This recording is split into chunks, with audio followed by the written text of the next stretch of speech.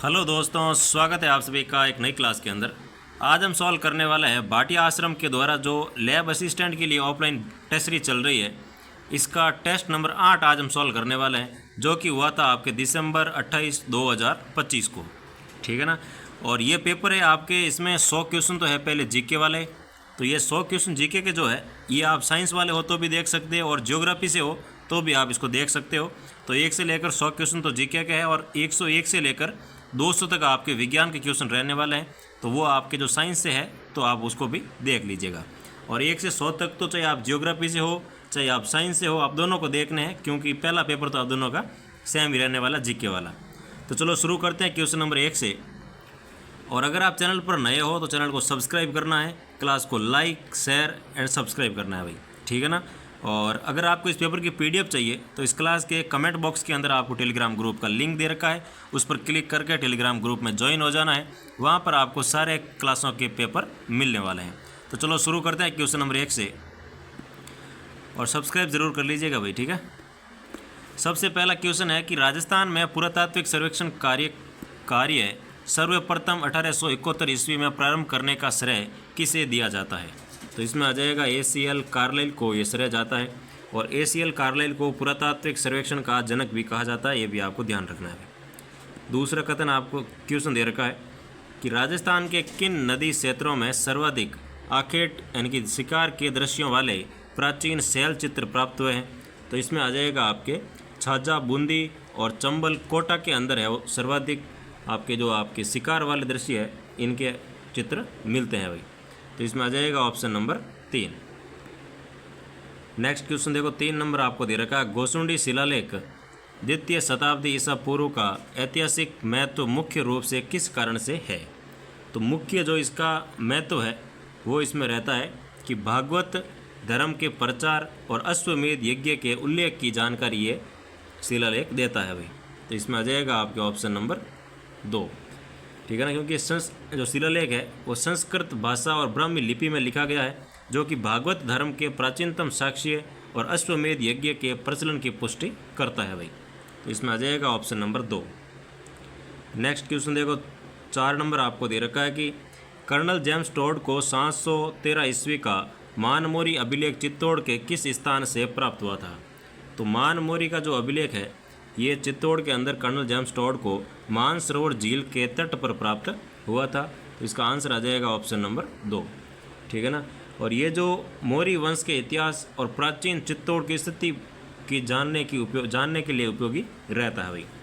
जो मौर्य वंश था, मौर्य वंश उनके इतिहास के बारे में लिखा हुआ था, और चित्तौड़ की जो उस समय की स्थिति थी उसको विस्तार से इसमें परिभाषित किया गया था। तो इसमें आ जाएगा ऑप्शन नंबर 2, मानसरोवर झील के तट से। नेक्स्ट क्वेश्चन देखो, 5 नंबर आपको दे रखा है कि किस अभिलेख के आधार पर डॉक्टर दशरथ शर्मा ने चौहानों को वत्स गोत्र का ब्राह्मण सिद्ध किया है। तो चौहानों को वत्स गोत्र का ब्राह्मण सिद्ध किया है। तो इसमें आ जाएगा आपके बिजोलिया अभिलेख, जो कि 1170 का अभिलेख है। इसके अकॉर्डिंग डॉक्टर दशरथ शर्मा ने कहा था कि जो चौहान थे वो वत्स गोत्रीय ब्राह्मण थे। इनकी इसमें आ जाएगा आपके ऑप्शन नंबर 1, क्योंकि बिजोलिया अभिलेख 1170 में इसके अंदर एक अभिलेख में एक शब्द प्रयुक्त हुआ है जिसका होता है कि विप्र श्री वत्स गोत्र भूत। ये जो आपके शब्द है इसके आधार पर कह सकते हैं कि ये आपके जो ब्राह्मण चौहान थे वो वत्स गोत्रीय ब्राह्मण थे। ठीक है ना। तो इसमें आ जाएगा ऑप्शन नंबर 1, बिजोलिया अभिलेख से इन्होंने कहा था वत्स गोत्रीय ब्राह्मण। नेक्स्ट क्वेश्चन देखो भाई, 6 नंबर आपको दे रखा है कि बिजोलिया अभिलेख के अनुसार मध्यकालीन राजस्थान में दिए जाने वाले भूमि अनुदान को किहा कहा जाता था। तो जो मध्यकालीन जो समय में जो भूमि अनुदान देते थे उसे कहते थे डोली। जो डोली है इसे कहते हैं डोली। ठीक है ना। तो इसमें आ जाएगा आपके ऑप्शन नंबर 2, क्योंकि तत्कालीन समाज में धर्म, शिक्षा और जो पुण्य कार्यों के लिए दिए जाने वाला जो भूमि अनुदान था उसे डोली कहते हैं। और ये डोली सर्वाधिक ब्राह्मणों को मिली थी। आप चाहे अभी देख लेना, कोई भी आपके गाँव में कोई अगर ब्राह्मण है तो वो ऐसा बोलता हुआ मिल जाएगा कि कौन से खेत जा रहे हो, तो कि डोली जा रहा हूँ। मतलब उनको वो खेत जो है ना वो राजा के थ्रू मिला हुए थे, अनुदान के रूप में, यानी कि दान में मिले हुए खेत है। तो इसमें आ जाएगा आपके ऑप्शन नंबर 3, डोली। नेक्स्ट क्वेश्चन देखो, 7 नंबर आपको दे रखा है, वह कौन सी प्रशस्ति है जिसमें मेवाड़ के शासक बप्पा और काल भोज को अलग अलग व्यक्ति बताया है।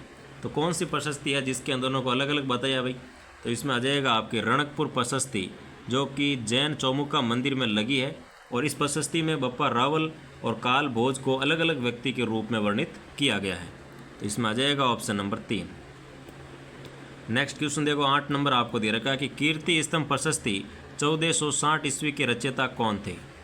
तो कीर्ति स्तंभ प्रशस्ति के रचयिता थे अत्रि भट्ट और मेष भट्ट। अत्रि भट्ट ने इसको शुरू किया था और इनके पुत्र मेष भट्ट ने इनको पूर्ण किया था। इसमें आ जाएगा ऑप्शन नंबर 3। नेक्स्ट क्वेश्चन देखो, 9 नंबर आपको दे रखा है कि बीकानेर के शासक राय सिंह की काबुल, सिंध और कच्छ विजयों का वर्णन किस प्रशस्ति में मिलता है? तो बीकानेर के शासक राय सिंह की जो काबुल विजय है, सिंध विजय है, कच्छ की विजय है, इनका उल्लेख है वो कौन सी प्रशस्ति के अंदर मिलता है भाई? तो इसमें आ जाएगा आपके राय सिंह प्रशस्ति, यानी कि ऑप्शन नंबर 2 जो है ये इसमें सही रहेगा। राय सिंह प्रशस्ति जो है वो बीकानेर दुर्ग में स्थित इस प्रशस्ति में राव बीका से लेकर के राय सिंह तक के शासकों की उपलब्धियों का वर्णन किया गया है भाई। तो राव बीका से लेकर के राय सिंह तक, ऑप्शन नंबर रहेगा आपके 2, राय सिंह प्रशस्ति। नेक्स्ट क्वेश्चन देखो, 10 नंबर आपको दे रखा है कि राजस्थान के किस अभिलेख को देश का सबसे बड़ा शिलालेख होने का गौरव प्राप्त है? तो राजस्थान का ऐसा कौन सा अभिलेख है जिसको देश का सबसे बड़ा शिलालेख होने का गौरव प्राप्त है? तो इसमें आ जाएगा आपकी राज प्रशस्ति। जो राज प्रशस्ति है 1676 ईस्वी के अंदर इसको लगाया गया था, और राजसमंद झील की पाल पर 25 बड़ी शिलाओं पर उत्कीर्ण ये प्रशस्ति विश्व या देश की सबसे बड़ी शिलालेख माना जाता है। विश्व का भी सबसे बड़ा है और देश का भी सबसे बड़ा है भाई। तो इसमें आ जाएगा ऑप्शन नंबर 2, राज प्रशस्ति। नेक्स्ट क्वेश्चन देखो भाई, 11 नंबर आपको दे रखा है, चित्तौड़ की धाइबी पीर की दरगाह से प्राप्त 1325 ईस्वी के फारसी लेख के अनुसार अलाउद्दीन खिलजी ने चित्तौड़ का नया नाम क्या रखा था? तो चित्तौड़ की जो धाइबी पीर की दरगाह है वहाँ से एक फारसी अभिलेख प्राप्त हुआ है जो कि 1325 ईस्वी का है। उस पर अलाउद्दीन खिलजी ने चित्तौड़ का नाम चेंज करके कुछ रखा गया था, तो उसका नाम क्या रखा था? तो इसमें आ जाएगा आपकी खिजराबाद। ऑप्शन नंबर 3 जो है ये इसमें सही हो जाएगा। इस फारसी लेख से पुष्टि होती है कि अलाउद्दीन खिलजी ने चित्तौड़ विजय के बाद इसका नाम अपने पुत्र खिजर खां के नाम पर खिजराबाद कर दिया था। तो ऑप्शन नंबर 3। नेक्स्ट क्वेश्चन देखो, 12 नंबर आपको दे रखा है कि हाड़ी रानी कर्मावती द्वारा जौहर में प्रवेश करते समय दिए गए भूमि अनुदान की जानकारी किस ताम्रपत्र से प्राप्त होती है? तो ये आपके पूर्व ताम्रपत्र जो है इससे ये जानकारी मिलती है कि हाड़ी रानी कर्मावती ने जौहर करने से पूर्व है वो भूमि अनुदान दिया था, और ये पूर्व ताम्रपत्र 1535 ईस्वी का है, क्योंकि उस समय उन्होंने जौहर किया था, बहादुर शाह ने आक्रमण किया था उस समय।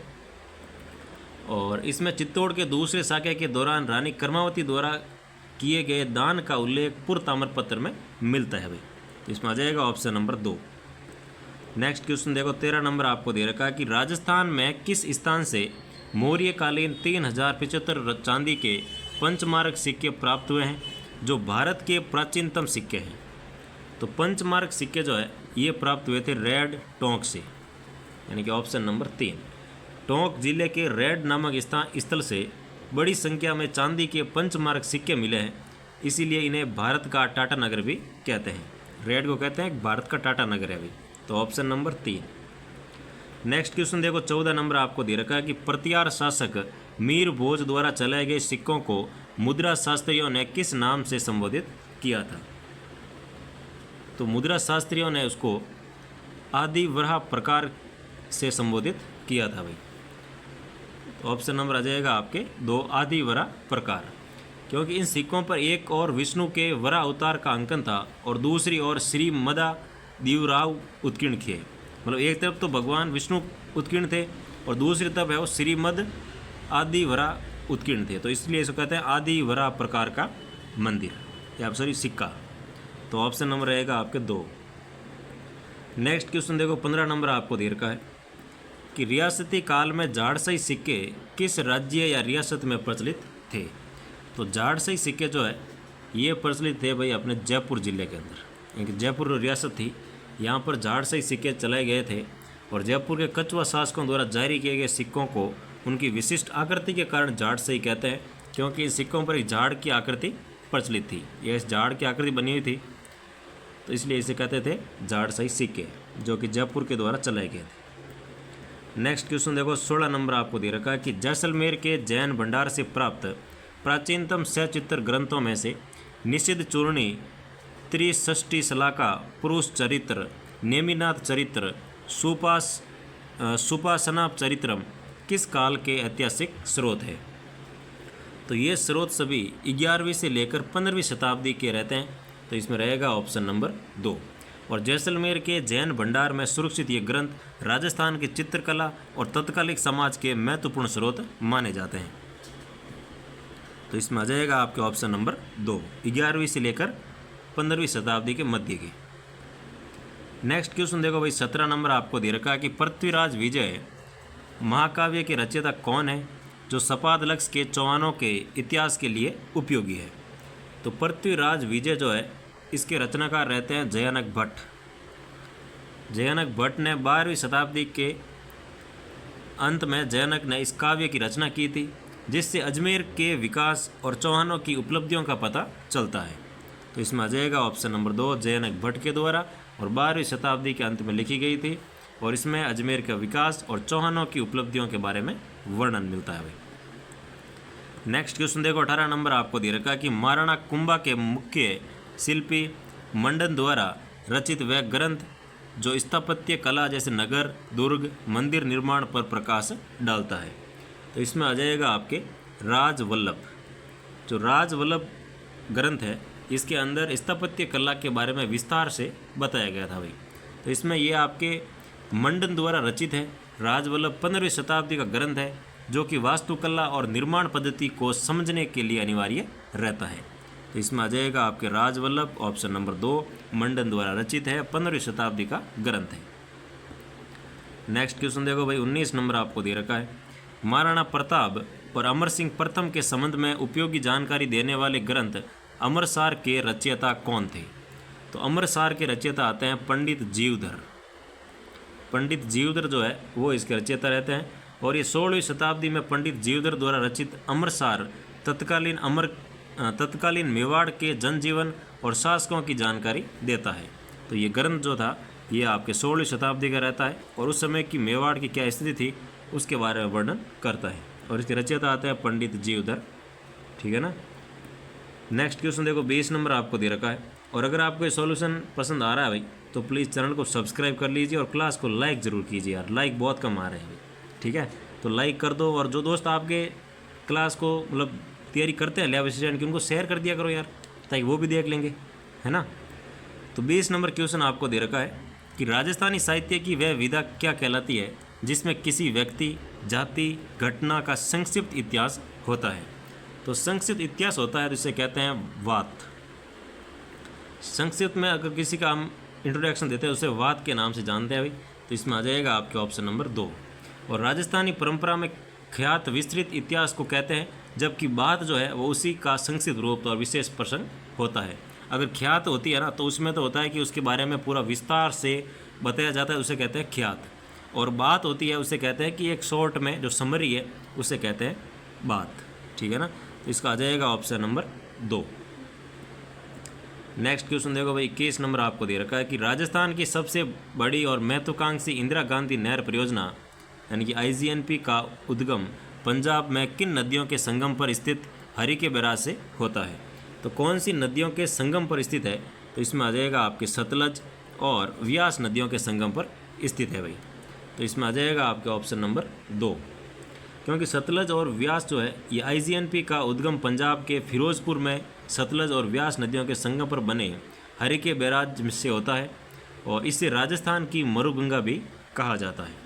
तो इसमें आ जाएगा ऑप्शन नंबर 2। नेक्स्ट क्वेश्चन देखो, 22 नंबर आपको दे रखा है, राजस्थान फीडर की कुल लंबाई 204 किलोमीटर है। इसका राजस्थान में विस्तार मुख्य रूप से किस जिले में प्रवेश से प्रारंभ होता है? तो राजस्थान के अंदर अगर विस्तार देखा जाए तो कौन से जिले से प्रवेश प्रारंभ होता है? तो इसमें आपके आ जाएगा हनुमानगढ़ जिले से प्रवेश प्रारंभ होता है भाई। तो इसमें आ जाएगा आपके ऑप्शन नंबर 3। और राजस्थान फीडर का जो आपके हिस्सा है 169 किलोमीटर, ये मतलब राजस्थान फीडर का 169 किलोमीटर हिस्सा पंजाब व हरियाणा में स्थित है, और शेष जो 34 किलोमीटर है वो अपने राजस्थान के अंदर स्थित है। टोटल लंबाई तो 204 किलोमीटर है, लेकिन उसमें से भी 169 किलोमीटर तो पंजाब और हरियाणा के अंदर है और 34 किलोमीटर अपने राजस्थान के हनुमानगढ़ इस साइड में रहता है भाई। तो इसमें आ जाएगा ऑप्शन नंबर 3। नेक्स्ट क्वेश्चन देखो 23 नंबर आपको दे रखा है कि चंबल बहुउद्देशीय परियोजना राजस्थान और किस राज्य की 50:50% की संयुक्त हिस्सेदारी वाली परियोजना है। तो चंबल जो परियोजना है ये आपके रहेगी राजस्थान और मध्य प्रदेश की 50-50% की हिस्सेदारी। तो चंबल परियोजना राजस्थान और मध्य प्रदेश की संयुक्त परियोजना है जिसमें जल और विद्युत दोनों का आधा आधा हिस्सा तय होता है। तो इसमें आ जाएगा आपके ऑप्शन नंबर 3। नेक्स्ट क्वेश्चन देखो 24 नंबर आपको दे रखा है कि चंबल नदी द्वारा निर्मित निम्नलिखित बांधों में से वह कौन सा बांध है जो केवल सिंचाई के उद्देश्य से बनाया गया था और विद्युत उत्पादन नहीं करता है। तो ऐसा कौन सा बांध है जो केवल और केवल सिंचाई के लिए बनाया गया था भाई। तो इसमें आ जाएगा आपके कोटा बैराज। कोटा बैराज जो बांध है इसको केवल सिंचाई के लिए बनाया गया था, इसीलिए कोटा बैराज से दाईं और बाईं मुख्य नहरें निकाली गई थी जो केवल सिंचाई के काम आती है, जबकि अन्य 3 बांधों पर जल विद्युत गृह भी स्थित किए गए थे। तो इसमें आ जाएगा आपके Kota barrage option number 4। Next question देखो भाई 25 नंबर आपको दे रखा है कि माई बजाज सागर परियोजना के अंतर्गत मुख्य बांध राजस्थान के किस जिले के बोरखेड़ा गांव में स्थित है। तो राजस्थान के किस जिले के बोरखेड़ा गांव में स्थित है। तो इसमें आपके आ जाएगा बांसवाड़ा के बोरखेड़ा नामक गांव के अंदर स्थित है। तो इसमें आ जाएगा आपका ऑप्शन नंबर 3। और माई बजाज सागर बांध बांसवाड़ा से लगभग 16 किलोमीटर दूर बोरखेड़ा नामक गांव में स्थित है और ये राजस्थान का सबसे लंबा बांध है भाई। इसकी जो लंबाई है वो है 3109 मीटर, इसीलिए राजस्थान का सबसे लंबा बांध रहता है माई बजाज सागर बांध। ऑप्शन नंबर रहेगा आपके बी बांसवाड़ा के अंदर, ठीक है ना। और माई नदी जो है ये नदी ऐसी है जो कर्क रेखा को 2 बार काटती है, ये भी आपको ध्यान रखना है। दक्षिण से आती है और दक्षिण पे ही चली जाती है। Option number B 3। Next question देखो भाई 26 नंबर आपको दे रखा है कि माई बजाज सागर परियोजना में गुजरात और राजस्थान की हिस्सेदारी का क्रम से अनुपात क्या है।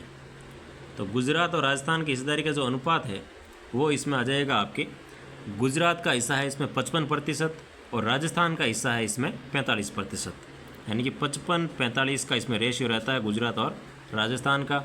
लेकिन इससे उत्पन्न होने वाली जो समस्त विद्युत है वो 100% राजस्थान को मिलती है अभी। तो इसमें आ जाएगा ऑप्शन नंबर 2 55% और 45%। नेक्स्ट क्वेश्चन देखो 27 नंबर आपको दे रखा कि राजस्थान की वह पहली सिंचाई परियोजना कौन सी है जिसमें संपूर्ण सिंचाई फुहारा पद्धति से करना अनिवार्य किया गया है। तो इसमें आ जाएगा आपके नर्मदा नहर परियोजना जो है इस पर समस्त जो सिंचाई है वो फुहारा पद्धति पर करना अनिवार्य किया गया था। और नर्मदा नहर जो है वो सरदार सरोवर बांध से निकलने वाली राजस्थान के जालोर और बाड़मेर जिलों को लाभान्वित करती है और इसमें ड्रिप या फुहारा सिंचाई अनिवार्य किया गया था भाई।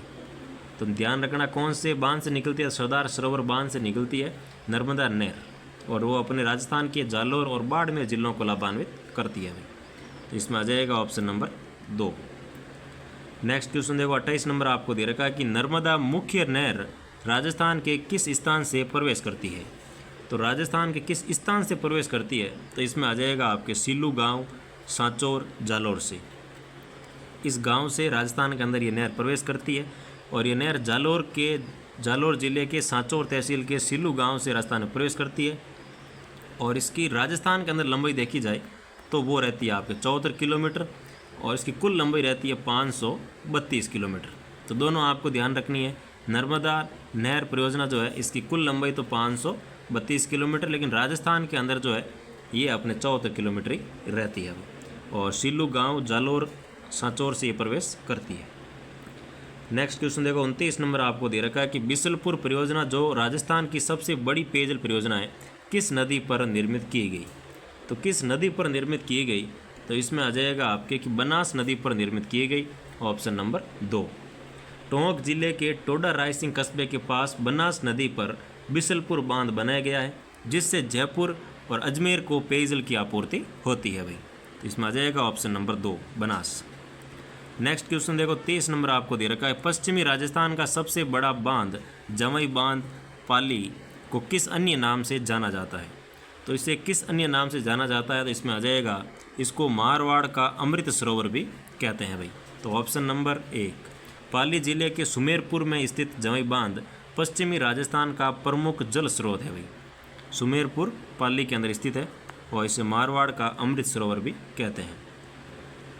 नेक्स्ट क्वेश्चन देखो, 31 नंबर आपको दे रखा है, राजस्थान का सबसे ऊंचा बांध कौन सा है जो प्रतापगढ़ जिले में स्थित है? तो सबसे ऊंचा बांध जो प्रतापगढ़ में है तो वो आ जाएगा आपके जाखम बांध, ऑप्शन नंबर 1।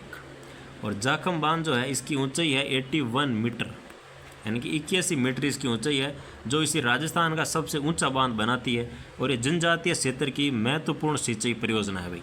तो ऑप्शन नंबर 1 जाखम बांध। नेक्स्ट क्वेश्चन देखो, 32 नंबर आपको दे रखा कि करौली जिले में मिट्टी से बना राजस्थान का सबसे बड़ा बांध कौन सा है जिसे अमेरिका के सहयोग से बनाया गया था? तो अमेरिका के सहयोग से बनाया गया था, तो इसमें आ जाएगा पांचना बांध, जो कि करौली के अंदर है और ये मिट्टी से बना हुआ बांध है। और ये 5 नदियों के संगम पर स्थित मिट्टी का बांध है।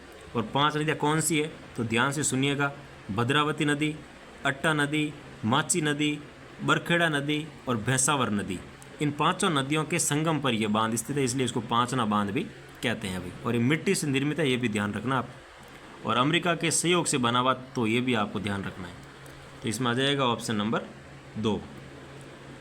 नेक्स्ट क्वेश्चन देखो, 33 नंबर आपको दे रखा है कि भांगड़ा नागल परियोजना में राजस्थान का हिस्सा कितने प्रतिशत निर्धारित है?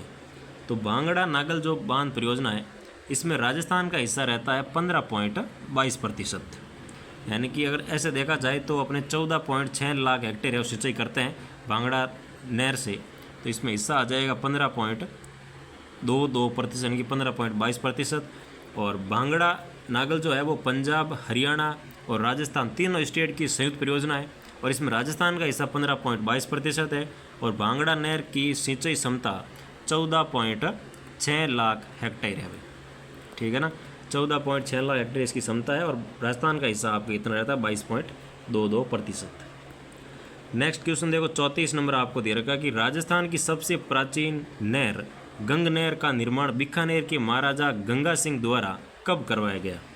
तो गंगा सिंह द्वारा इसका निर्माण 1927 ईस्वी के अंदर करवाया गया था। और इसी कारण महाराजा गंगा सिंह जी को आधुनिक भारत का भागीरथ भी कहा जाता है, क्योंकि मुख्य नहर की लंबाई फिरोजपुर से शिवपुरी तक 137 किलोमीटर है।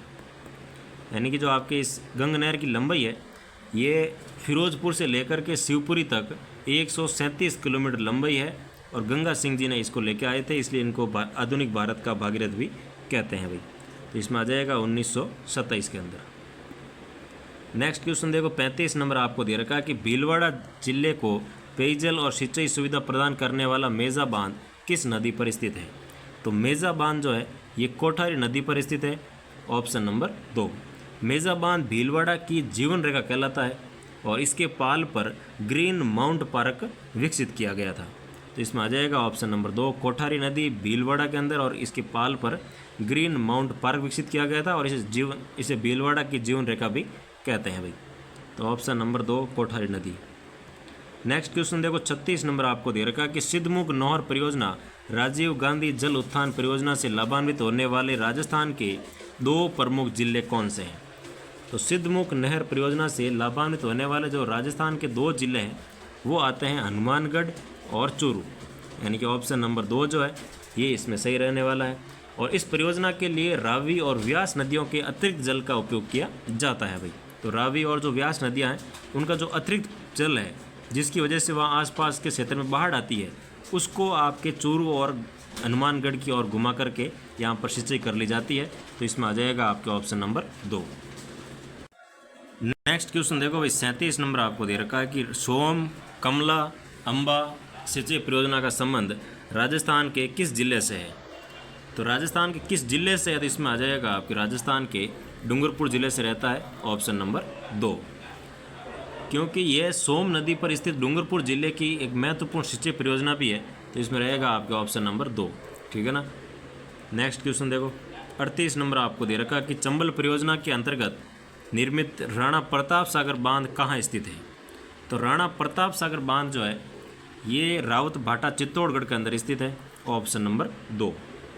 और ये भराव क्षमता की दृष्टि से राजस्थान का सबसे बड़ा बांध है, जो राणा प्रताप सागर बांध है। ये भराव क्षमता की दृष्टि से सबसे बड़ा बांध रहता है राजस्थान का, और यहाँ पर परमाणु बिजली घर भी स्थित है। और बांध की लंबाई 1100 मीटर, 1100 मीटर तो इसकी लंबाई है, और 36 मीटर इसकी ऊंचाई है। तो इस प्रकार से ये काफ़ी बड़ा बांध रहता है। तो इसमें आ जाएगा आपके option number 2, Rawatbhata Chittorgarh. Next question देखो भाई, 39 नंबर आपको दे रखा है कि इसरदा परियोजना का निर्माण सवाई माधोपुर और टोंक जिलों की सीमा पर किस नदी पर किया जा रहा है।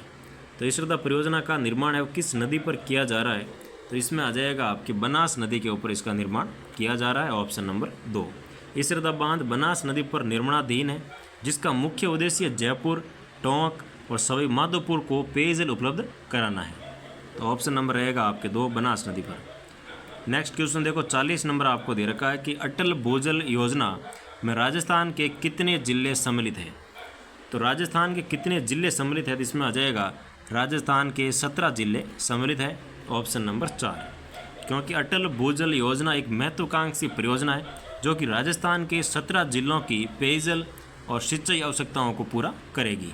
तो ऑप्शन नंबर रहेगा आपके 17 जिले। नेक्स्ट क्वेश्चन देखो, 41 नंबर आपको दे रखा है कि 20वीं पशु गणना 2019 के अनुसार पशुधन की कुल संख्या के मामले में राजस्थान का भारत में कौन सा स्थान है। तो राजस्थान का इसमें भारत में आपका रहेगा कि इसमें आ जाएगा आपके द्वितीय स्थान, यानी कि ऑप्शन नंबर 2 जो है ये इसका सही आंसर रहने वाला है। क्योंकि राजस्थान देश के कुल पशुधन का लगभग 11.27% हिस्सा रखता है, और उत्तर प्रदेश के बाद देश में दूसरे स्थान पर राजस्थान है, और ऊंट और गधों की संख्या में राजस्थान प्रथम स्थान पर रहता है भाई, ये भी आपको साथ में ध्यान रखना है। तो ऊंट और गधों के अंदर प्रथम स्थान पर है, बाकी पशुधन के अंदर आपके द्वितीय स्थान है उत्तर प्रदेश के बाद में, और हिस्सा रखता है 11.27%। नेक्स्ट क्वेश्चन देखो, 42 नंबर आपको दे रखा है, किस गोवंश या गाय की नस्ल को राजस्थान की कामधेनु कहा जाता है, जो मुख्य रूप से उत्तर पश्चिमी राजस्थान की गंगानगर और बीकानेर में पाई जाती है। तो वो आपकी नस्ल रहती है भाई राठी नस्ल। राठी नस्ल को राजस्थान की कामधेनु भी कहा जाता है, क्योंकि राठी नस्ल अपनी उच्च दुग्ध उत्पादकता के कारण राजस्थान की कामधेनु कहलाती है, और ये लाल सिंधी और साहिवाल की मिश्रित नस्ल मानी जाती है। तो ऑप्शन नंबर 3, राठी नस्ल। नेक्स्ट क्वेश्चन देखो, 43 नंबर आपको दे रखा है कि भेड़ की वह कौन सी नस्ल है जिसे भारत की मेरिनो के नाम से जाना जाता है। तो इसमें आ जाएगा कि चोकला जो नस्ल है भेड़ की, इसे भारत की मेरिनो के नाम से जाना जाता है, और चोकला भेड़ शेखावटी क्षेत्र की ऊन की सर्वश्रेष्ठ गुणवत्ता वाली होती है, और जिसके कारण इसकी तुलना विश्व प्रसिद्ध मेरिनो भेड़ से की जाती है भाई, ठीक है ना। ये शेखावटी की है और ये सर्वश्रेष्ठ ऊन के लिए जानी जाती है, क्योंकि सर्वश्रेष्ठ ऊन के मामले में एक मेरिनो नस्ल की भेड़ होती है, वो विश्व के अंदर सर्वाधिक प्रसिद्ध है, इसीलिए चोकला नस्ल को भी मेरिनो नस्ल की भारत की मेरिनो कहा जाता है। तो इसमें आ जाएगा आपके ऑप्शन नंबर 2। नेक्स्ट क्वेश्चन देखो, 44 नंबर आपको दे रखा है कि मुर्रा किस पशु की एक नस्ल है जिसे राजस्थान के पूर्वी जिलों में कुंडी भी कहा जाता है। तो खुंडी भी कहा जाता है, तो इसमें आ जाएगा एक भैंस की नस्ल है भाई। किसकी नस्ल है, तो खुंडी नस्ल या फिर मुर्रा नस्ल जो है ये एक भैंस की नस्ल है, और मुर्रा भैंस सर्वाधिक दूध देने वाली नस्ल होती है। इसके सींग जो है ना वो जलेबी की तरह मुड़े हुए होते हैं, यानी ऐसे सींग ऐसे मुड़े हुए होते हैं जलेबी की तरह, और ये मूलतः हरियाणा की नस्ल है जो राजस्थान के अलवर, भरतपुर और जयपुर जिलों में अधिक पाई जाती है। तो इसमें रहेगा ऑप्शन नंबर 3, भैंस की नस्ल है भाई। नेक्स्ट क्वेश्चन देखो, 45 नंबर आपको दे रखा है कि राजस्थान में बकरियों का शहर या सर्वाधिक बकरियों वाला जिला कौन सा है। तो बकरियों का शहर या सर्वाधिक बकरियों वाला जिला जो है ये आ जाएगा अपना बाड़मेर। यानी कि 20वीं पशु गणना के अनुसार राजस्थान में सर्वाधिक बकरियां बाड़मेर जिले में है, और राजस्थान बकरियों की संख्या में देश में प्रथम स्थान पर है।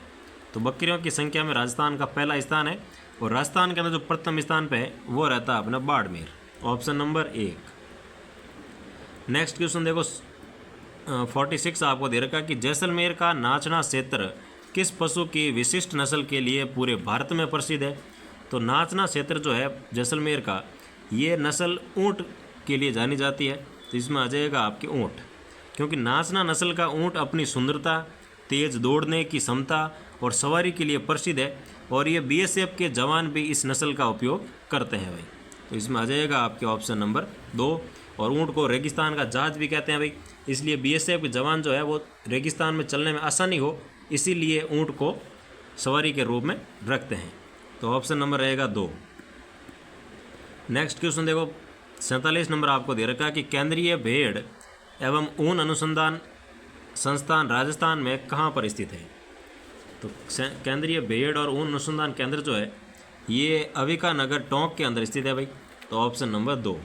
और इसकी स्थापना 1962 में टोंक जिले के अविका नगर मालपुरा में की गई थी।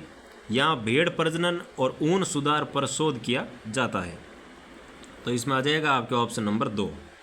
नेक्स्ट क्वेश्चन देखो 48 आपको दे रखा है कि राजस्थान का वह मुर्गी पालन में अग्रणी जिला जिसे अंडों की टोकरी कहा जाता है।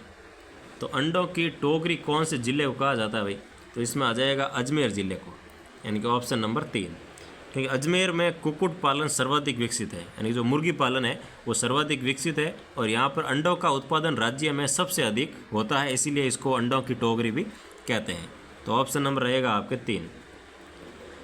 नेक्स्ट क्वेश्चन देखो 49 नंबर आपको दे रखा है कि थारपारकर गाय की नस्ल का राजस्थान में उत्पत्ति स्थान मालानी क्षेत्र माना जाता है और यह क्षेत्र वर्तमान में किस जिले में है।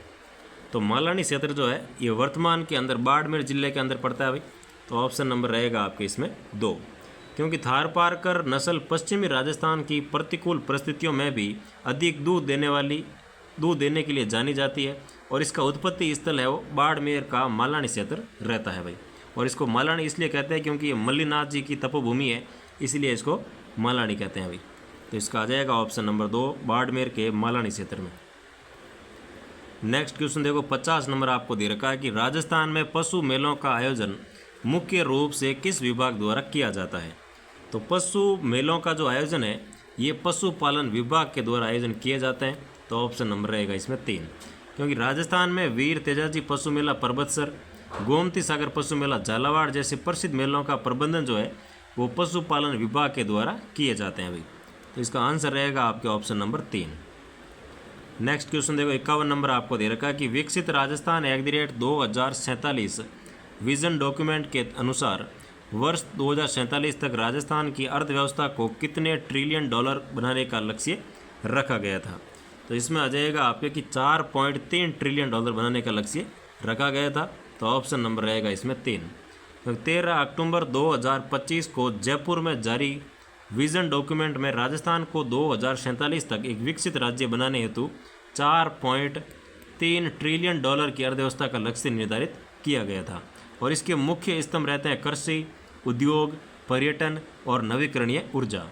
तो ये भी आपको साथ में ध्यान रखना है और आंसर रहेगा option number 3 4.3 trillion dollar. Next question देखो 52 नंबर आपको दे रखा कि जयपुर नगर निगम क्षेत्र में घरों की छतों पर सब्जियों की खेती को बढ़ावा देने के लिए कौन सी परियोजना प्रारंभ की गई थी। यानी कि घर के छत के ऊपर आपको मतलब सब्जियां वगैरह उगानी है ताकि एक ऑर्गेनिक फसल आप होती है ना वो सब्जी, ताकि घर पे बना करके घर पे ही खा सको। तो इसमें आपकी एक योजना शुरू की गई थी जिसमें रहती है कि स्मार्ट सिटी रूफटॉप फार्मिंग योजना। तो स्मार्ट सिटी रूफटॉप फार्मिंग योजना के तहत ये शुरू की गई थी भाई। और इसमें आपके रहेगी कि ये परियोजना अंतर्राष्ट्रीय उद्यानिकी नवाचार एवं प्रशिक्षण संस्थान दुर्गापुरा द्वारा शुरू की गई थी। इसके तहत केवल जयपुर नगर निगम क्षेत्र के निजी आवासों की छतों पर सब्जियों की खेती को बढ़ावा दिया जाएगा। यानी कि ऑप्शन नंबर 2 इसका बिल्कुल आपके सही रहने वाला है। नेक्स्ट क्वेश्चन देखो 53 नंबर आपको दे रखा है कि हाल ही में स्वच्छ और हरित पारिस्थितिकी शहर पहल के तहत राजस्थान के किन 2 शहरों को 80 करोड़ रुपए का बजट अनुदान स्वीकृत किया गया है। तो इसमें आ जाएगा आपके कि बीकानेर और भरतपुर शहर जो है इनको 80 करोड़ रुपए का बजट अनुदान स्वीकृत किया गया था। तो ऑप्शन नंबर रहेगा आपके 3। और राज्य सरकार ने 6 शहरों को स्मार्ट सिटी के रूप में विकसित करने की स्वीकृति दी थी, जिसमें बीकानेर भरतपुर के लिए 80 करोड़ रुपए, मंडावा खाटू श्याम जी के लिए 30 करोड़ रुपए और भिवाड़ी अलवर के लिए 50 व 60 करोड़ रुपए का प्रावधान रखा गया था। तो इसमें रहेगा आपके option number 4। Bikaner option number 3 रहेगा। बीकानेर और भरतपुर के लिए रखा गया था 80 करोड़ रुपए का। और मंडावा और खाटू श्याम जी के रखा गया था 30 करोड़ रुपए का। और भिवाड़ी अलवर के रखा गया था, भिवाड़ी के लिए 50 करोड़ है, अलवर के लिए 60 करोड़ है भाई। तो इसमें आंसर आ जाएगा ऑप्शन नंबर 3। नेक्स्ट क्वेश्चन देखो 54 नंबर आपको दे रखा कि राज्य सीवरेज एवं वेस्ट वाटर नीति 2025 का मुख्य लक्ष्य क्या निर्धारित किया गया था। तो मुख्य लक्ष्य जो है वो आ जाएगा आपके 7 वर्षों में 100% सीवरेज कवरेज का लक्ष्य रखा गया था, ऑप्शन नंबर 2। और 7 वर्षों के अंदर 100% सीवरेज कवर करना है, ये लक्ष्य इसमें रखा गया था। और 31 अगस्त 2025 को लागू इस नीति का लक्ष्य 7 वर्षों में राजस्थान के सभी शहरी क्षेत्रों में 100% सीवरेज कवरेज प्रदान करना है। और इसके तहत ट्रीटेड वेस्ट वाटर के पुनः उपयोग को अनिवार्य किया गया था। यानी कि जो ट्रीटेड वेस्ट वाटर है इसका पुनः यूज़ करना, चाहे फसल में यूज़ करो, चाहे किसी और काम में फैक्ट्री वगैरह में यूज़ करो, उसको पुनः यूज़ के लिए तैयार करना है भाई। तो इसमें आ जाएगा ऑप्शन नंबर 2, 7 वर्षों में 100% सीवरेज कवरेज। नेक्स्ट क्वेश्चन देखो भाई 55 नंबर आपको दे रखा कि राजस्थान दुकानें एवं वाणिज्यिक प्रतिष्ठान अध्यादेश 2025 के अनुसार प्रशिक्षुओं के लिए न्यूनतम आयु 12 वर्ष से बढ़ाकर कितनी कर दी गई है। तो प्रशिक्षुओं के लिए जो उम्र है वो 12 वर्ष से बढ़ा करके इसमें कर दिया था 14 वर्ष आपके, ठीक है ना। पहले 12 वर्ष थी और उसमें बढ़ा करके 14 वर्ष कर दिया गया था। और नए श्रम सुधारों के तहत बाल श्रम पर प्रभावी रोक लगाने हेतु प्रशिक्षुओं की न्यूनतम आयु 14 वर्ष की गई है। साथ ही 14 से 18 वर्ष के किशोरों के लिए रात्रि के समय काम करने पर प्रतिबंध लगाया गया भाई। मतलब 14 वर्ष से कम बालक को तो आप काम करवा ही नहीं सकते, ठीक है ना। और 14 से लेकर 18 वर्ष का कोई बालक है तो उसको रात के समय आप काम नहीं करवा सकते। जो भी काम आप करवाना दिन के अंदर करवा सकते हैं। 14 से लेकर 18 वर्ष के बालक, उनको रात में तो आप काम नहीं करवा सकते। और 14 वर्ष से कम को तो आप न तो रात में करवा सकते हो ना ही दिन में काम करवा सकते हो। उसको सिर्फ और सिर्फ पढ़ाई पर फोकस करना है। तो इसमें रहेगा आपके 14 वर्ष। पहले 12 वर्ष थी और अब इसको बढ़ा करके 14 वर्ष कर दिया भाई। तो ऑप्शन नंबर रहेगा आपके 2। नेक्स्ट क्वेश्चन देखो 56 नंबर आपको दे रखा कि प्रधानमंत्री धन धान्य कृषि योजना के तहत राजस्थान के कुल कितने जिलों का चयन किया गया था। तो धन धान्य कृषि योजना के तहत राजस्थान के 6 जिलों का चयन किया गया था। तो ऑप्शन नंबर आ जाएगा इसमें 2। और इस योजना के तहत देश के 100 कृषि जिलों की, मतलब देश के अंदर तो 100 जिलों को इसमें शामिल किया है, लेकिन उसमें से राजस्थान के 8 जिले हैं जो है आपके बाड़मेर, जैसलमेर, नागौर, जोधपुर, बीकानेर, पाली, जालोर और चूरू, इनको चुना गया था। और इसका उद्देश्य उत्पादकता और सिंचाई सुविधाओं में सुधार करना है। तो इसका आंसर रहेगा ऑप्शन नंबर 2, 8 जिले। नेक्स्ट क्वेश्चन देखो 57 नंबर आपको दे रखा है कि अक्टूबर 2025 में जयपुर के सीतापुरा में आयोजित नव विधान न्याय की पहचान प्रदर्शनी का उद्घाटन किसके द्वारा किया गया था। तो इसका उद्घाटन किया गया था केंद्रीय गृह मंत्री अमित शाह के द्वारा। यानी कि ऑप्शन नंबर 3 इसमें सही हो जाएगा। केंद्रीय गृह मंत्री अमित शाह के द्वारा इसका उद्घाटन किया गया था भाई। और नवीन आपराधिक कानूनों के 1 वर्ष पूर्ण होने पर राजस्थान पुलिस द्वारा इस प्रदर्शनी का आयोजन किया गया था। और इसका उद्देश्य जनता को नई न्यायिक प्रक्रिया और कानूनों के बारे में जागरूक करना था। तो ऑप्शन नंबर 3। नेक्स्ट क्वेश्चन देखो 58 नंबर आपको दे रखा कि राजस्थान के किस संस्थान ने मानव रहित हवाई जहाज़ों यानी कि UAV और डीप टेक नवाचार के लिए आइडिया फोर्स टेक्नोलॉजी के साथ MOU हस्ताक्षरित किए हैं। तो इसमें आ जाएगा आपके कि IIT जोधपुर ने MOU किसके साथ किया भाई। तो IIT जोधपुर ने इनके साथ MOU किया था। और 24 अक्टूबर 2025 को हुए इस 3 वर्षीय समझौते का उद्देश्य स्वदेशी ड्रोन तकनीक, 5G एकीकरण और एरोस्पेस इंजीनियरिंग के क्षेत्र में अनुसंधान और प्रशिक्षण को बढ़ावा देने का लक्ष्य रखा गया था भाई। तो इसमें आंसर रहेगा IIT जोधपुर के साथ MOU हुआ है। नेक्स्ट क्वेश्चन देखो 59 नंबर आपको दे रखा है कि राजस्थान में जल जीवन मिशन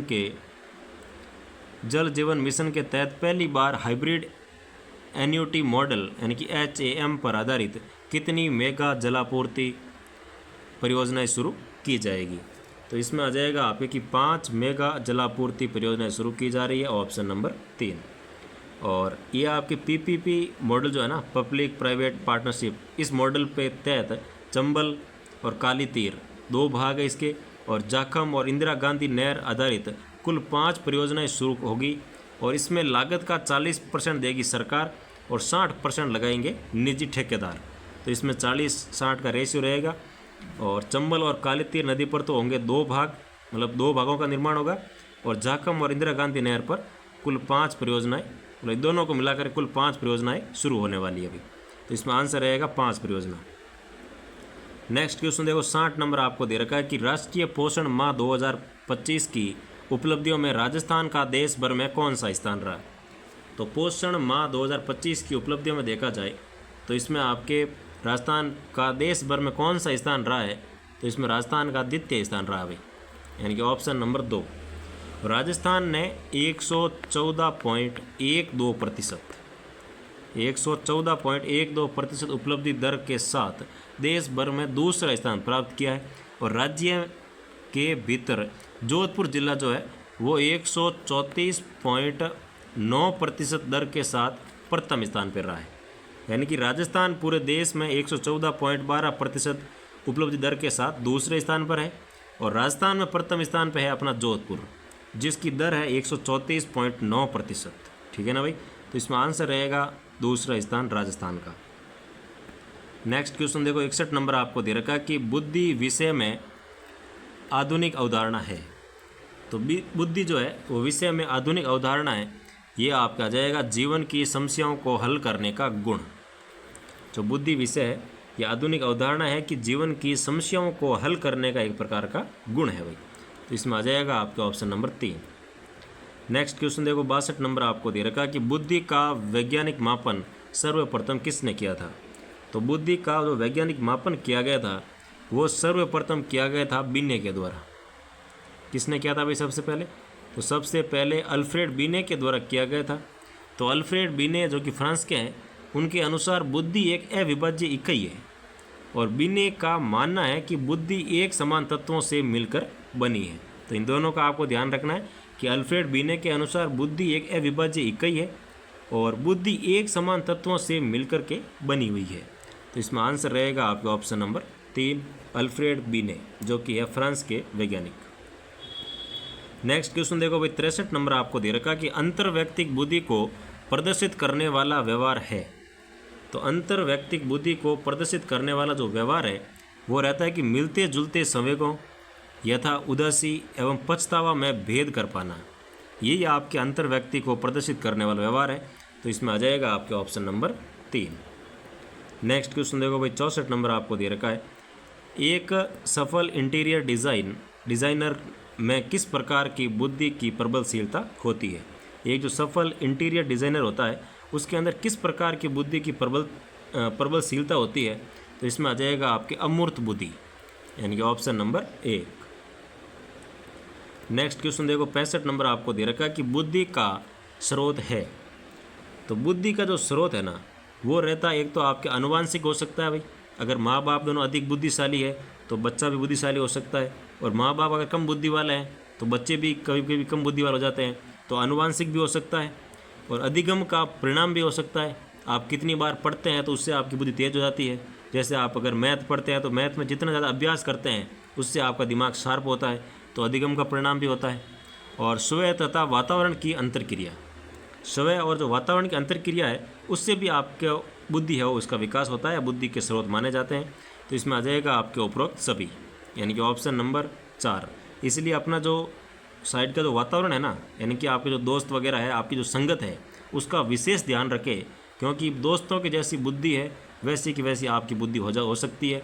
इसीलिए अपने दोस्तों को सोच समझ कर बनाएं, अच्छे दोस्त बनाएं, पढ़ाई करने वाले दोस्तों को अपने साथ रखें ताकि आपका भी मन पढ़ाई का करे। कभी बात करो तो भी पढ़ाई के बारे में डिस्कस होगा तो आपको उससे फ़ायदा होगा भाई। इसलिए संगत का विशेष ध्यान रखना है। आपको लगता होगा कि संगत से क्या ही होगा, दोस्त है ऐसा है वैसा, नहीं। संगत एक ऐसी चीज़ है जो आपकी ज़िंदगी को सुधार भी सकती है, आपकी ज़िंदगी को बर्बाद भी कर सकती है। अब डिसीज़न आपके हाथ में है कि अच्छी संगत है तो आपकी ज़िंदगी सुधर जाएगी, बुरी संगत है तो आपकी ज़िंदगी भाई फिर आपके हाथ में है, ठीक है ना। तो इसमें आ जाएगा ऑप्शन नंबर 4, उपरोक्त सभी। नेक्स्ट क्वेश्चन देखो भाई 66 आपको दे रखा है कि बुद्धि का द्विकारक सिद्धांत किसके द्वारा दिया गया था। तो बुद्धि का जो द्विकारक सिद्धांत है ये स्पायरमैन के द्वारा दिया गया था, ऑप्शन नंबर 2। नेक्स्ट क्वेश्चन देखो 67 आपको दे रखा है कि सृजनात्मकता में कौन सी विशेषता शामिल है। तो सृजनात्मकता के अंदर आपके रहती है एक तो आत्मा अनुभूति की विशेषता होती है, आत्म प्रेरणा की अनुभूति होती है, आत्म अभिव्यक्ति की भी प्रेरणा, आत्म जो अभिव्यक्ति है इसकी भी विशेषता है वो सृजनात्मकता के अंदर होती है। तो इसमें आ जाएगा आपके उपरोक्त सभी, यानी कि ऑप्शन नंबर 4। नेक्स्ट क्वेश्चन देखो 68 आपको दे रखा है कि सृजनात्मकता की प्रमुख विशेषता नहीं है। तो सृजनात्मकता की जो प्रमुख विशेषता नहीं है उसका आपको चयन करना है भाई। तो इसमें रूपांतरण की योग्यता होती है, तो ये तो इसकी विशेषता है। और किसी परिस्थिति के प्रति विशेष सांवेगिक प्रतिक्रिया का प्रदर्शन।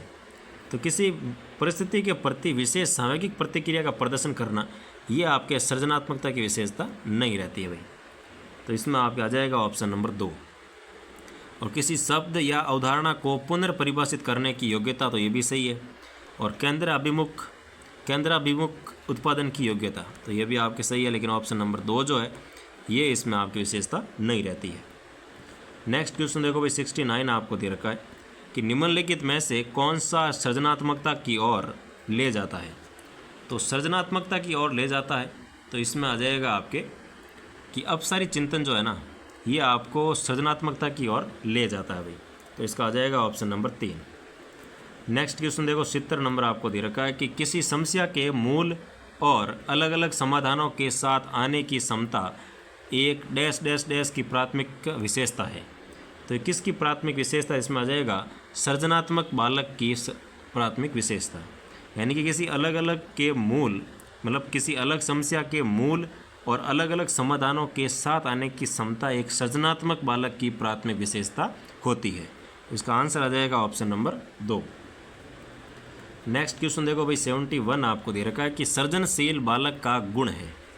तो सृजनशील बालक के एक तो इसमें समायोजनशीलता होती है, तो बिल्कुल सही है, समायोजनशील होता है। और सौंदर्यात्मक विकास होता है, तो ये भी आपके सही है। सृजनशील बालक का जो सौंदर्यात्मक विकास होता है वो बहुत ही तगड़ा होता है भाई। और विनोद प्रवृत्ति, तो ये भी आपके रहती है, यानी कि उपरोक्त सभी जो है ये एक सृजनशील बालक के गुण होते हैं, ऑप्शन नंबर 4। नेक्स्ट क्वेश्चन देखो 72 आपको दे रखा है कि सृजनात्मकता की पहचान के लिए गिलफोर्ड ने जिन परीक्षणों का निर्माण किया उनके द्वारा वे सृजनात्मकता के विभिन्न गुणों का मापन करते थे। निम्न में से कौन सा विकल्प केवल उन गुणों को अंकित करता है। तो कौन सा विकल्प है जो केवल और केवल उन्हीं गुणों को इंगित करता है। तो इसमें आ जाएगा एक तो आपके निरंतरता, एक आ जाएगा लोचनीयता, एक आ जाएगा मौलिकता और एक आ जाएगा विस्तार। यानी कि ऑप्शन नंबर 4 जो है ये इनके गुणों का आपके क्रम रहता है भाई, या इनके गुण अंकित करता है, ऑप्शन नंबर 4। नेक्स्ट क्वेश्चन देखो 73 आपको दे रखा कि सूची 1 को सूची 2 से सुमेलित कीजिए तथा सही उत्तर का चयन भी कीजिए। नीचे आपको कोड दे रखे हैं, इसमें से सही उत्तर का चयन करके बताना है भाई। तो सबसे पहले आपको दे रखा है सर्वोच्च शिखर और एक तरफ दे रखे हैं महाद्वीप। तो कौन सा सर्वोच्च शिखर कौन से महाद्वीप का है ये आपको मिलान करना है। तो सबसे पहला दे रखा है माउंट कोसिस्को। तो माउंट कोसिस्को जो है ये ऑस्ट्रेलिया का सबसे ऊंचा पर्वत है, तो पहले में आ जाएगा अपने 3। फिर दे रखा माउंट मैकिनले। तो माउंट मैकिनले आ जाएगा उत्तरी अमेरिका का सबसे ऊंची चोटी, तो 4 नंबर। माउंट अल्ब्रूस, तो ये आ जाएगा यूरोप का सबसे ऊंची चोटी, यानी कि 1 नंबर। माउंट किलिमंजारो, तो किलिमंजारो आ जाएगा अपने अफ्रीका के अंदर में, तो इसमें आ जाएगा 2 नंबर। तो इसका आंसर रहेगा 3 4 1 2, 3 4 1 2, इनका ऑप्शन नंबर 1 जो है ये इसका सही आंसर हो जाएगा भाई। नेक्स्ट देखो 74 आपको दे रखा कि ग्रेट बैरियर रीफ कहाँ स्थित है। तो ग्रेट बैरियर रीफ जो है ये स्थित है भाई अपने ऑस्ट्रेलिया के पूर्वी तट के सहारे। जो ऑस्ट्रेलिया महाद्वीप है इसका जो ये पूर्वी तट है ना, यहाँ पर ग्रेट बैरियर रीफ स्थित है, तो इसमें आ जाएगा आपके ऑप्शन नंबर 2, ऑस्ट्रेलिया के पूर्वी तट पर। नेक्स्ट क्वेश्चन देखो 75 आपको दे रखा है निम्नलिखित महाद्वीपों का उनके क्षेत्र के अनुसार सही आरोही क्रम लिखिए।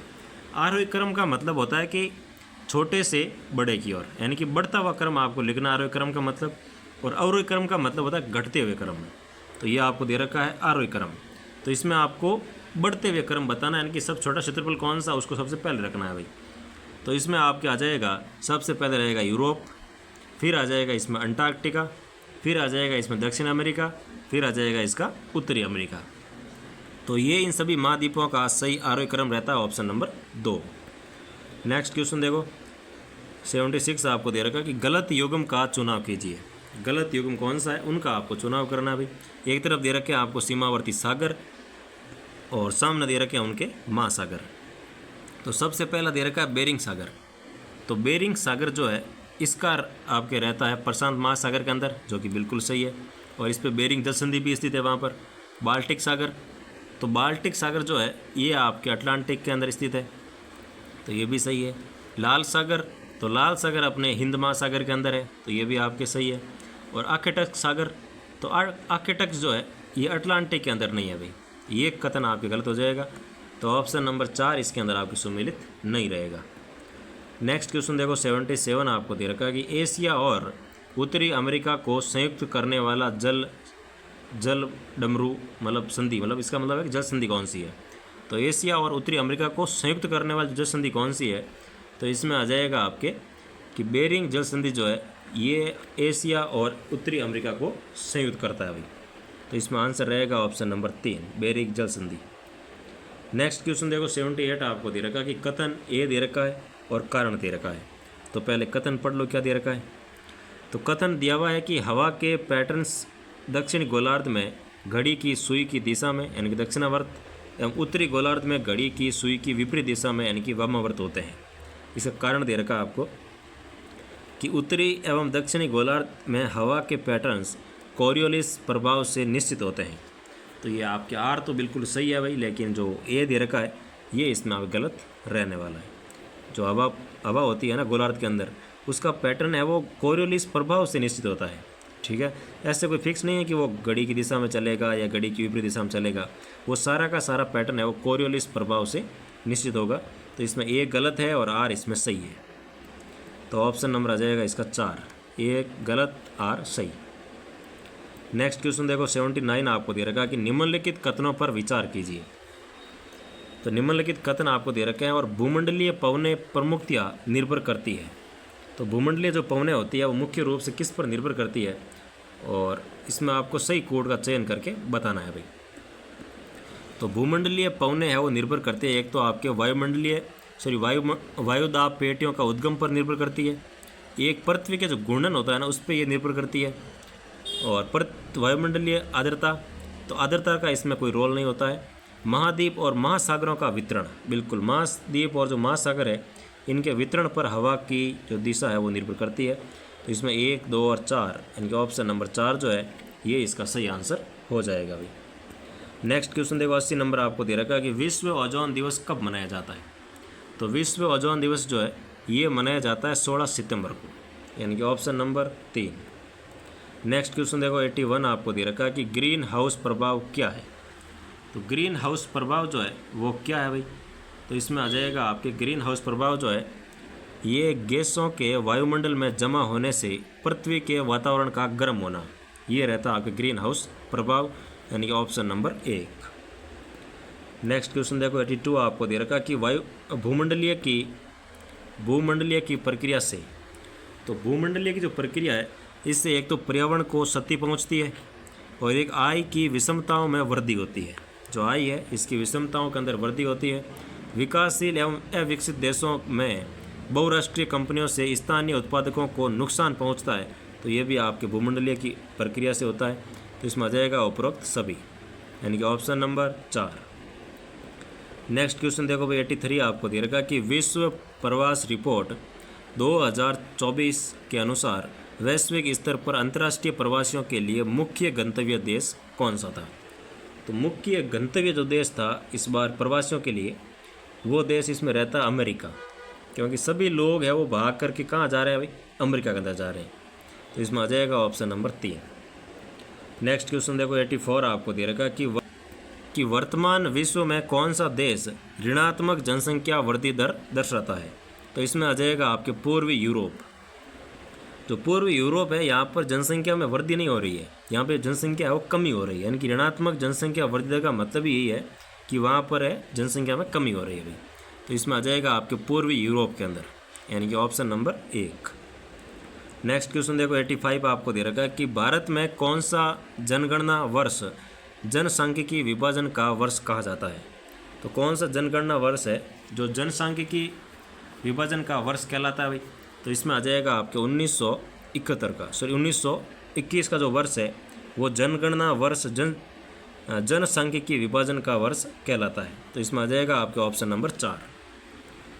नेक्स्ट क्वेश्चन देखो 86 आपको दे रखा है कि भारत की कौन सी नदी प्रायद्वीपीय पठार को तेलंगाना पठार और रायलसीमा पठार में विभक्त करती है। तो ऐसे कौन सा प्रायद्वीपीय पठार है जो कि तेलंगाना पठार और रायलसीमा जो पठार है इसको विभक्त करती है भाई। तो इसमें आ जाएगा आपकी कृष्णा नदी, यानी कि ऑप्शन नंबर 3। कृष्णा नदी जो है ये प्रायद्वीपीय पठार को तेलंगाना पठार और रायलसीमा पठार में विभक्त करती है। तो ऑप्शन नंबर रहेगा आपके 3। नेक्स्ट क्वेश्चन देखो 87 आपको दे रखा है कि शिवालिक पादीय क्षेत्र के सहारे का वह भाग जहां अधिकांशतः नदियां अत्यधिक सैरंध्रता के कारण विलुप्त हो जाती है कहलाता है। यानी कि अत्यधिक सैरंध्रता होती है शिवालिक पादीय जो क्षेत्र होता है ना वहाँ पर। तो इस घटना को क्या कहते हैं जहाँ पर नदियाँ विलुप्त हो जाती है सैरंध्रों के अंदर। तो इसे कहते हैं भाबर। क्या कहते हैं भाई, इसे भाबर के नाम से जाना जाता है, ऑप्शन नंबर 1। नेक्स्ट क्वेश्चन देखो 88 आपको दे रखा है कि भारत का अक्षांशीय और देशांतरीय विस्तार है। तो भारत का अक्षांशीय और देशांतरीय जो विस्तार रहेगा वो आ जाएगा आपके 8 डिग्री और 4 मिनट उत्तरी से 37 डिग्री 6 मिनट उत्तर और 67 डिग्री 7 मिनट पूर्व से 97 डिग्री 25 मिनट पूर्व। यानी कि ये कह सकते हैं कि 8 डिग्री 4 से 37 डिग्री 6 तक रहेगा और इस तरफ रहेगा 68 डिग्री 7 मिनट और सामने आ जाएगा वापस 97 डिग्री और 25 मिनट। तो ये इस प्रकार भारत का जो है वो विस्तार रहता है। तो ऑप्शन नंबर रहेगा आपके 4। नेक्स्ट क्वेश्चन देखो 89 आपको दे रखा है कि हिमालय चोटियों का निम्नलिखित में से कौन सा एक दक्षिण से उत्तर की ओर सही क्रम है। तो दक्षिण से उत्तर की ओर हिमालय की चोटियों का जो क्रम है वो आपको इसमें बताना है भाई। तो इसमें सबसे पहले आ जाएगा आपके पीर पंजाल, फिर आ जाएगा जास्कर, फिर आएगा लद्दाख, फिर आ जाएगा काराकोरम। यानी कि ऑप्शन नंबर 4 जो है ये इसमें आपके दक्षिण से उत्तर की ओर चोटियों का सही क्रम रहता है भाई। नेक्स्ट क्वेश्चन देखो 90 नंबर आपको दे रखा है कि पूर्वांचल हिमालय की निम्नलिखित पहाड़ियों को सही उत्तर दक्षिण क्रम में व्यवस्थित कीजिए। तो उत्तर से दक्षिण के क्रम में आपको व्यवस्थित करके लिखना है भाई। तो इसमें आ जाएगा आपके सबसे पहले तो रहेगा पटगोई, यानी कि सबसे पहले पटगोई की पहाड़ी, फिर इसमें आ जाएगा आपके नागा पर्वत यानी कि 3, फिर आएगा आपके बैरिल पर्वत 1, फिर आएगा आपके मीज़ो। यानी कि ऑप्शन नंबर आपके 2, 3, 1, 4 यानी कि ऑप्शन नंबर 2 जो है ये आपके बिल्कुल एकदम उत्तर से दक्षिण के क्रम में व्यवस्थित है भाई। नेक्स्ट क्वेश्चन देखो 91 आपको दे रखा है कि प्रायद्वीपीय भारत के पठारों का पश्चिम से पूर्व सही क्रम क्या है। तो प्रायद्वीपीय पठार के अंदर जो पठार पाए जाते हैं ना उनमें पश्चिम से पूर्व का आपको क्रम बताना है भाई। तो इसमें रहेगा आपके सबसे पहले तो आ जाएगा देखो दक्कन का जो पठार है ये रहेगा, फिर आ जाएगा आपके दंडकर्णीय का पठार, फिर आएगा छोटा नागपुर का पठार, फिर आ जाएगा मेघालय का पठार। यानी कि ऑप्शन नंबर 4 जो है ये इसमें आपके सही आंसर रहने वाला है अभी। नेक्स्ट क्वेश्चन देखो 92 आपको दे रखा है कौन सी एक मानसूनी वर्षा की विशेषता नहीं है। तो मानसूनी वर्षा की विशेषता नहीं है उसका आपको चयन करना है भाई। तो सबसे पहला दे रखा है कि दक्षिण पश्चिम मानसून से होने वाली वर्षा की प्रकृति मौसमी होती है, जो कि सही है। मध्य भारत अधिकांशतः लौटते मानसून से वर्षा प्राप्त करता है। जो मध्य भारत है ये हमेशा लौटते हुए मानसून से वर्षा प्राप्त करता है, जो कि आपकी गलत है भाई। तो ऑप्शन नंबर 2 जो है ये इसकी विशेषता नहीं रहेगी। तटीय क्षेत्र महाद्वीपीय क्षेत्रों से अधिक वर्षा प्राप्त करते हैं, जो कि सही है। और जब पूर्वी जेठ धारा दक्षिण की ओर सिंधु गंगा के मैदान की ओर स्थानांतरित होती है तो मानसून जो है मानसून में रुकावट हो जाती है, तो ये भी आपके सही है। लेकिन दूसरा कथन आपके इसमें गलत है भाई। नेक्स्ट क्वेश्चन देखो 93 आपको दे रखा है कि सुमेलित कीजिए, यानी कि सूची 1 में दे रखी है नदी, सूची 2 में दे रखी है आपको सहायक नदियाँ। इसको सुमेलित करके आपको लिखना है भाई कौन सी नदी की कौन सी नदी सहायक नदी है, वो आपको सुमेलित करना है। तो सबसे पहला दे रखा गंगा नदी, तो गंगा की सहायक आ जाएगी सोन नदी, यानी कि पहले में आएगा 4 नंबर। फिर दे रखा गोदावरी नदी, तो गोदावरी की सहायक आ जाएगी मंजरा नदी, यानी कि 3 नंबर। फिर दे रखा कृष्णा नदी, तो कृष्णा की सहायक आ जाएगी अपने भीमा नदी, यानी कि 1 नंबर। फिर दे रखा यमुना नदी, तो यमुना की सहायक आ जाएगी कैन नदी, कैन बेतवा जो है ये सभी यमुना की सहायक नदियाँ हैं, तो इसमें आ जाएगा 2 नंबर, यानी कि 4 3 1 2। तो 4 3 1 2 यानी कि ऑप्शन नंबर 4 जो है ये इसका सही आंसर रहने वाला है भाई। नेक्स्ट क्वेश्चन देखो 94 आपको दे रखा कि समुद्र तल से 500 से 1350 मीटर की ऊंचाई वाले पश्चिमी घाट के पश्चिमी भाग पर पाए जाते हैं। मतलब समुद्र तल से 500 से लेकर के 1350 मीटर की ऊंचाई पर देखा जाए तो पश्चिमी घाट के पश्चिमी भाग पर क्या पाए जाते हैं। तो इसमें आपके आ जाएगा उष्ण कटिबंधीय आर्द्र सदाबहार वन पाए जाते हैं, यानी कि ऑप्शन नंबर 4। नेक्स्ट क्वेश्चन देखो 95 आपको दे रखा कि कौन सा सुमेलित नहीं है। एक तरफ दे रखे हैं परमाणु शक्ति केंद्र, सामने दे रखे हैं उनके राज्य, तो इनको आपको सुमेलित कौन सा नहीं है उसका आपको चयन करना है अभी। तो इसमें सबसे पहला दे रखा कैगा, तो कैगा परमाणु जो रिएक्टर है ये कर्नाटका में स्थित है, ये आपके सुमेलित है। नरोरा, तो नरोरा यूपी के अंदर स्थित है, ये भी आपके सही है। लेकिन काकरापार जो है ये महाराष्ट्र के अंदर नहीं है भाई, ठीक है ना, काकरापार इसमें आप गलत रहेगा, तो तीसरा ऑप्शन गलत है। और कलपक्कम तो ये तमिलनाडु के अंदर स्थित है, और राउतबाटा चित्तौड़गढ़ में अपने राजस्थान के अंदर स्थित है, तो ये भी आपको ध्यान रखना है। तो इसमें तीसरा ऑप्शन गलत है अभी। नेक्स्ट क्वेश्चन देखो 96 आपको दे रखा है कि निम्नलिखित में से कौन सा भारत में हरित क्रांति का नकारात्मक प्रभाव नहीं है। तो हरित क्रांति का नकारात्मक प्रभाव नहीं है, तो इसमें आ जाएगा एक तो लवणीयकरण, तो ये नकारात्मक है। भौम जल स्तर का घटना, तो ये भी आपके इसका नकारात्मक जल स्तर रहता है भाई। किसानों के प्रति व्यक्ति आय में वृद्धि होना, ये इसके सकारात्मक प्रभाव रहता है, न कि नकारात्मक, ठीक है ना। इसमें आ जाएगा ऑप्शन नंबर 3। नेक्स्ट क्वेश्चन देखो 97 आपको दे रखा है कि संविधान के किस सूची में शिक्षा को सम्मिलित किया गया है। तो संविधान की कौन सी सूची है जिसके अंदर शिक्षा को सम्मिलित किया गया है। तो इसमें आ जाएगा आपके समवर्ती सूची के अंदर रहती है शिक्षा, यानी कि ऑप्शन नंबर 3। नेक्स्ट क्वेश्चन देखो भाई 98 आपको दे रखा है कि संयुक्त राष्ट्र के तत्वावधान में भारत में निम्न में से कौन से वर्ष में प्रथम बार शांति सेना को तैयार किया गया। तो शांति सेना को प्रथम बार तैयार किया गया था 1950 के अंदर, यानी कि ऑप्शन नंबर 1। नेक्स्ट क्वेश्चन देखो 99 आपको दे रखा है कि निम्नांकित में से कौन सा सुमेलित नहीं है। तो कौन सा सुमेलित नहीं है उसका आपको चयन करना है भाई। तो विजय लक्ष्मी पंडित, तो संयुक्त राष्ट्र महासभा की प्रथम महिला अध्यक्ष बनी थी, जो कि बिल्कुल सुमेलित है। चिन्मय रजनीनाथ गहर खान, तो संयुक्त राष्ट्र आर्थिक एवं सामाजिक परिषद की अध्यक्षता की थी, तो ये भी आपके सही है। नगेंद्र सिंह, तो अंतर्राष्ट्रीय न्यायालय द हेग के अंदर है, अंतर्राष्ट्रीय न्यायालय द हेग के अंतर्राष्ट्रीय न्यायालय की अध्यक्षता की थी, तो ये भी आपके सही है। हंसा मेहता, तो संयुक्त राष्ट्र सुरक्षा परिषद की प्रथम महिला अध्यक्ष थी, ये कथन आपके सुमेलित नहीं है भाई, तो ऑप्शन नंबर 4। नेक्स्ट क्वेश्चन देखो 100 नंबर आपको दे रखा है कि संयुक्त राष्ट्र संघ का कौन सा अंग अंतर्राष्ट्रीय न्यायालय के न्यायाधीशों को चुनता है। तो अंतर्राष्ट्रीय न्यायालय के जो न्यायाधीशों का चुनाव करते हैं वो इसमें आपके रहता है महासभा। जो महासभा है ये अंतर्राष्ट्रीय जो न्यायालय है, जो जिसका मुख्यालय द हेग नीदरलैंड के अंदर है, इसमें न्यायाधीशों के जो चुनाव करते हैं वो महासभा के द्वारा किए जाते हैं भाई, तो इसका आंसर आ जाएगा ऑप्शन नंबर 2।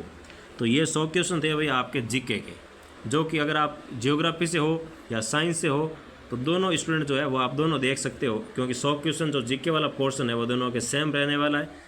तो ये 100 क्वेश्चन आपके जीके के थे, और कल हम करेंगे 101 से लेकर 200 क्वेश्चन जो कि रहेंगे आपके साइंस के, ठीक है ना। ओके, फिर मिलते हैं नेक्स्ट क्लास के अंदर एक नए पेपर सॉल्यूशन के साथ। और अगर आपने अभी तक चैनल को सब्सक्राइब नहीं किया तो पहले सब्सक्राइब करो, लाइक ठोको और फिर जाओ, ठीक है ना। ओके, फिर मिलते हैं नेक्स्ट क्लास में। Thank you.